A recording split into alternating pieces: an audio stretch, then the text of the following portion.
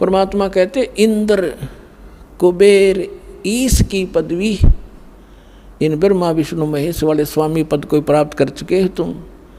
और ब्रह्मा वरुण धर्मराया विष्णुनाथ के लोक को जाकर तू फिर भी वापस आया। तुम विष्णु जी को सुप्रीम मानते हो और विष्णु जी की भी मृत्यु और उसमें गए हुए प्राणी की भी मृत्यु, तो फिर भी जन्म मृत्यु रही आपकी। इंद्र कुबेरीश की पदवी है। अब पुण्यात्माओं, इन आध्यात्मिक उदाहरणों से आपको दृढ़ता आवेगी इस ज्ञान के समझन में।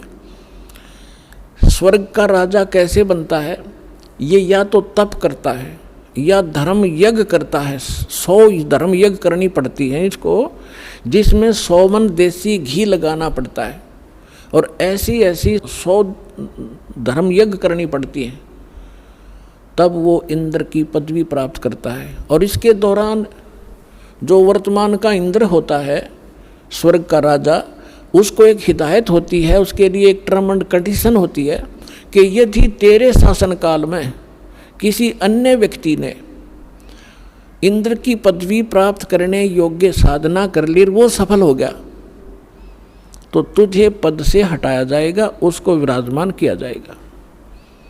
इसको चिंता बनी रहती है कि कोई तेरे शासनकाल में कोई ऐसा तप साधना ना कर ले जिससे तेरा राज चला जा। इसलिए यहाँ पर गुप्त रूप में देवता और देवियों की जो उसके अंतर्गत, वो तो नौकर हैं उसके, देवी देवता स्वर्ग के राजा के, उनकी ड्यूटी लगा देता। तो आपने देखा होगा विश्वामित्र जी साधना करें थे, और एक मेनका नामक परियागी इंद्र की भेजी हुई, उसके ऊपर आसक्त हो गया, उसकी झोपड़ी में रही। एक लड़की होते और छोड़ के चली गई, अक्षय बाल ऋषि जी तेरा कर दिया काम। तो इंद्र को ये चिंता बनी रहती है कि कोई ऐसी तपस्या ना कर ले जिससे तेरा इंद्र पदवी जावे। और राज प्राप्ति के लिए राजा लोग ना जाने के अनर्थ करा दे, लाखों लोग मरवा देते हैं, पता नहीं के जुल्म करवा देते। तो इंद्र, उस इंद्र की पदवी के प्राप्त करने के लिए कहाँ तक गिर जाते हैं ये। एक मार्कंडे नाम के ऋषि साधना कर रहे थे। अपने आत्माओं, जैसे गीता अध्याय नंबर 4 के श्लोक नंबर 25 से लेकर 30 तक यही बताया गया है कि जो भी जैसी साधना कर रहा है उसको पापनाशक जानता है, उसको श्रेष्ठ मानता है। अब मार्कंडे ब्रह्म साधना कर रहे थे इस ज्योति निरंजन की, वेदों अनुसार ओम नाम का जाप, और साथ में हठ योग और अड़ंगा डाल दिया इन्होंने। हठ योग ये कहाँ से लाए? हठ योग कोई वेद में हठ योग नहीं है, और ना गीता के अंदर इस हठ योग का प्रावधान है, ना वेदों के अंदर है, ना सूक्ष्म वेद के अंदर है। किसी महापुरुष का वर्णन नहीं है कि हठ योग करके हजारों वर्ष बैठे रहो। ये कहाँ से लिया इन्होंने? जब ब्रह्मा जी कमल के फूल पर बैठा था और ब्रह्मा जी से इन्होंने ज्ञान प्राप्त है सारा, तो इसने बताया कि मैं कमल के फूल पर बैठा था, मुझे नहीं मालूम है कहाँ से जन्म हो गया मेरा। आकाशवाणी हुई कि तप करो तप करो, तपो तपो कर वाक्य सुनाया, लोक रचो बल मेरी माया। तो इसने सोचा भगवान की आकाशवाणी होगी, तप करने लग गया, 1000 वर्ष तप किया, फिर कहा कि जाओ अब सृष्टि करो। अब तप करवा दिया उस काल ने आकाशवाणी करके। इसने सोची भगवान का आदेश है, और बाद में वेद में ले इनको, वेदों में है नहीं ये तप करने का प्रावधान। तो इन्होंने ब्रह्मा जी से तो वो ले लिया तप, और वेदों से ले लिया ओम नाम, खिचड़ी बना ली। अब ओम नाम का जाप तो थोड़ी देर करें, ये फिर तो बाकी समाधि में ज़्यादा लीन होते। समाधि क्या चीज़ है? जैसे आप फिल्म देखते हो वैसे आप आध घंटे इस मन में टिका नहीं सकते, कभी उठोगे कभी बैठोगे कभी इधर देखोगे, चल वहाँ घूम आते हैं। और फिल्म 3-3 घंटे 4-4 घंटे न्यू आँख पाड़े बैठा रहे, क्यों? उसमें नए नए बकवाद इस मन को दिखे तो वहाँ टिका रहता है। इसी प्रकार समाधि क्या होती है? शरीर में खोजा इन्होंने भगवान और परमात्मा के प्राप्त संतों ने और भगवान ने कहा कि अंड और पिंड के पार सो देश हमारा है। तो इसके अंदर जो चैनल बने हुए कमल, जैसे टीवी में चैनल होते हैं, जौन सा चैनल ऑन करोगे और उसमें जो भी आपका चैनल ऑन हो गया उस कार्यक्रम जहाँ से हो रहा है वहाँ उसमें दिखता रहेगा, आप देखते रहोगे। अब क्या होता है, ये ऋषि लोग पिछले जन्म के पुण्यकर्मी प्राणी ही परमात्मा की तरफ में भटकते हैं, उनको जैसा मार्ग मिलता है उसमें वो दृढ़ होकर लग जाते हैं।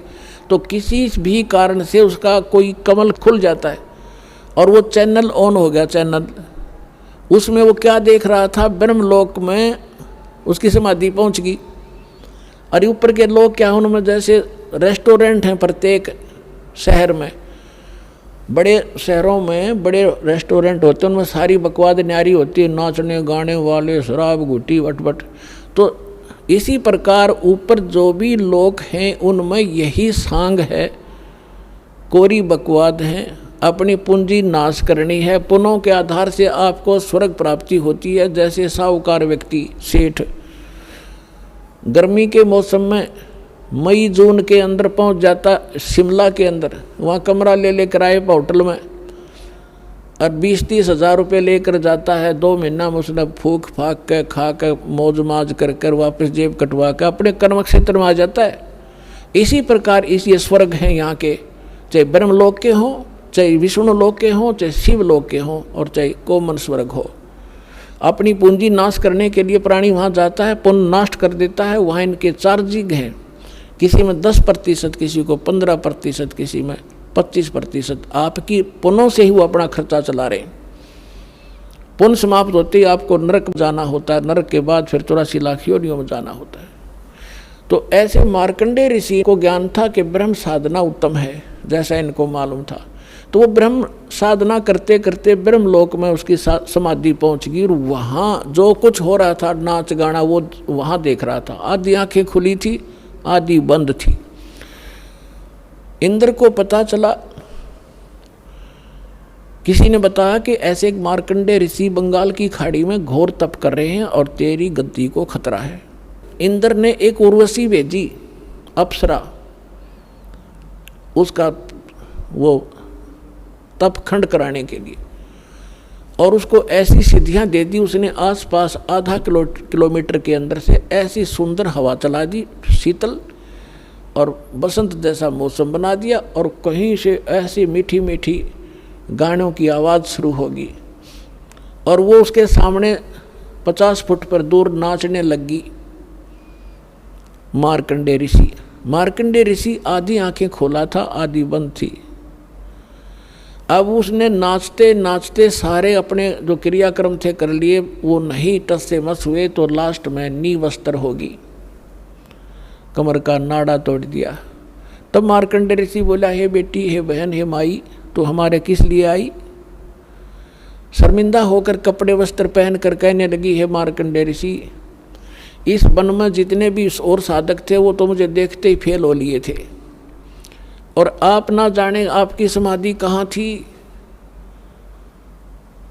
तब मार्कंडेय ऋषि ने कहा कि मेरी समाधि वहाँ थी जहाँ तेरे जैसी तो उन वहाँ के नाचने वालियों की नौकरानियाँ थी, पैर धोया करती, उनके धोती हैं। तुझे क्या देखूं, तेरे से कोई सुंदर हो उसने भेज। तब उसने कहा कि मैं इंद्र की पटरानी मैं ही हूँ। इंद्र के स्वर्ग के राजा की पत्नी खूबसूरत होती है, वही पटरानी बनती है, और पिछले पुण्यों से वो आधार उसका बनता है। तो मार्कंडेय ऋषि ने कहा कि फिर आप यहाँ क्या करने आई कि आप मेरे साथ चलो इंद्रलोक में, नहीं तो मैं दुहागन की जाऊंगी, मुझे सजा दी जाएगी, तू हार का आगी, मेरी इज्जत रख दो। मार्कंडेय ऋषि बोला कि एक बात बता, जब इंद्र मरेगा जब तू क्या करेगी? अब वो लड़की कहती है कि मैं ऐसे ऐसे 14 इंद्र वरूंगी, 14 इंद्र पति बनाऊंगी। अब देखो पुण्यात्माओं, हमने कितने युग हो गए डले डोत्या ने। जैसे परमात्मा ने कहा है कि भिक्षुक लेकर होकर दर दर घूमया, ये मिला ना निर्गुण रसा। ये वास्तविक मार्ग आपको प्राप्त ना होने से कितनी साधनाएं कठिन की, उसका क्या क्या बेनिफिट आपको मिला। अब उस आत्मा जो इंद्र की पटरानी बनी हुई है उसका जीवन काल और स्वर्ग का समय कितना, 1000 चतुर्युग का, यानी ब्रह्मा जी की एक दिन का 72 चौकड़ी युग, एक 72 चतुर्युगी लमसम 72 चतुर्युग का शासन काल होता ये एक इंद्र का। वो इंद्र अपना पूरा कर लेता है तो दूसरा जो उसने इस योग्य तपस्या कर रखी है वो उसमें लाइन में खड़ा होता है उसका, तो उसको शासन दे दिया जाता है। और वो लड़की जो उसकी पत्नी है वो कहती है मैं लगातार उन 14 इंद्रों की पत्नी बनी रहूंगी जब तक एक दिन पूरा नहीं होगा। अब मार्कंडेय ऋषि ने पूछा कि जब वो इंद्र मरेगा तू क्या करेगी। उस लड़की ने बताया कि मैं 14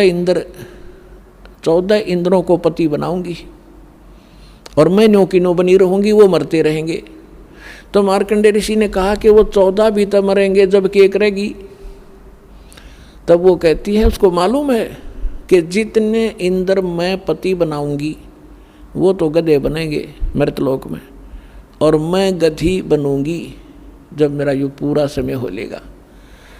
अब मार्कंडेय ऋषि कहने लगा फिर मुझे वहाँ किस लिए ले जावे थी, इसे गंदे लोक में जिसकी रानी गधी बने राजा गधा बने। तो वो कहती है मैं अपनी इज्जत बचाने के लिए, नहीं मुझे वो दुहागन कर देंगे। मार्कंडेय ऋषि कहता है कि तू आज भी गधी 14 खत्म करेगी और मेरे पास तू आप मान रही कि मैं गधी बनूंगी और फिर भी इज्जत की ठेकेदार बन रही है, तो बोला भाग यहाँ से। अब उसी समय इंद्र आ गया। इंद्र ने कहा कि हे बंद निवाज, इंद्र की गद्दी प्राप्त करो, तुम जीते हम हारे। तो मार्कंडेय ऋषि कहने लगा अरे भोले व्यक्ति, अरे इंद्र तू क्या कह रहा है, इंद्र का राज मेरे लिए तो काग की बीट है, कौन गधा बने इसको भोग कर, और तू रख अपने ने, मुझे जरूरत नहीं। अब वो जैसा जिसने ज्ञान है, मार्कंडेय ऋषि इंद्र जी को कहते हैं कि इंद्र तू छोड़ दे इस राज ने, आजा मैं तुझे ब्रह्म साधना बताता हूँ, या कर ले। अपने आत्माओं मार्कंडेय ऋषि को ब्रह्म साधना का बेरा था, ज्ञान था।